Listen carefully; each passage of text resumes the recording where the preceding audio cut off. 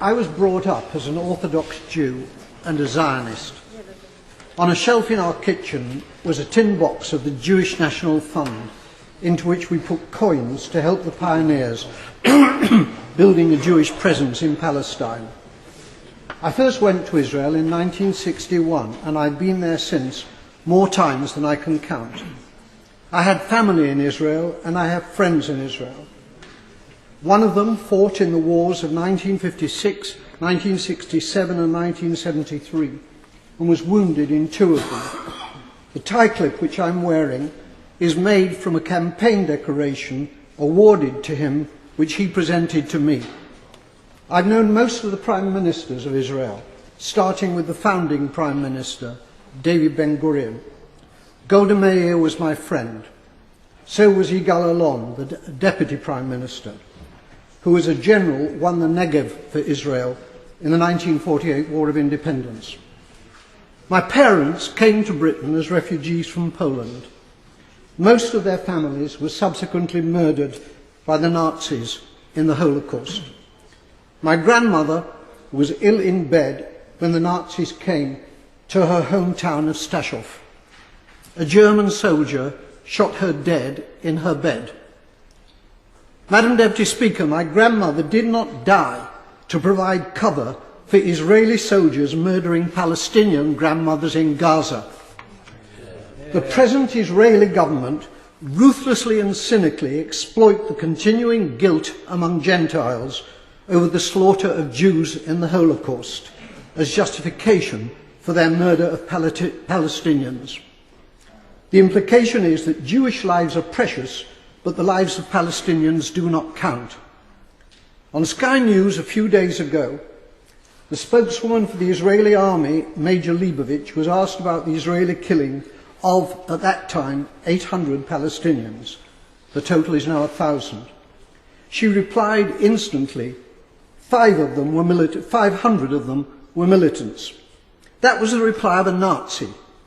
I suppose the Jews fighting for their lives in the Warsaw Ghetto could have been dismissed as militants. The Israeli Foreign Minister, Tzipi Livni, asserts that her government will have no dealings with Hamas because they're terrorists.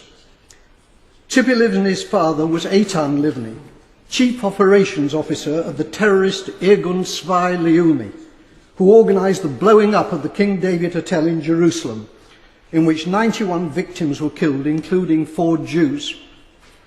Israel was born out of Jewish terrorism. Jewish terrorists hanged 2 British sergeants and booby-trapped their corpses. Irgun, together with the terrorist Stern Gang, massacred 254 Palestinians in 1948 in the village of Deir Yassin. Today, the present Israeli government indicate that they will be willing, in circumstances acceptable to them, to negotiate with the Palestinian President, Abbas, of Fatah. It's too late for that, Madam Deputy Speaker. They could have negotiated with Fatah's previous leader, Yasser Arafat, who was a friend of mine. Instead, they besieged him in a bunker in Ramallah, where I visited him.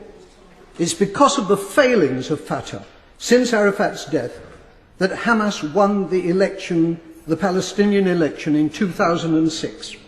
Hamas is a deeply nasty organisation, but it was democratically elected, and it is the only game in town. The boycotting of Hamas, including by our own government, has been a culpable error from which dreadful consequences have followed.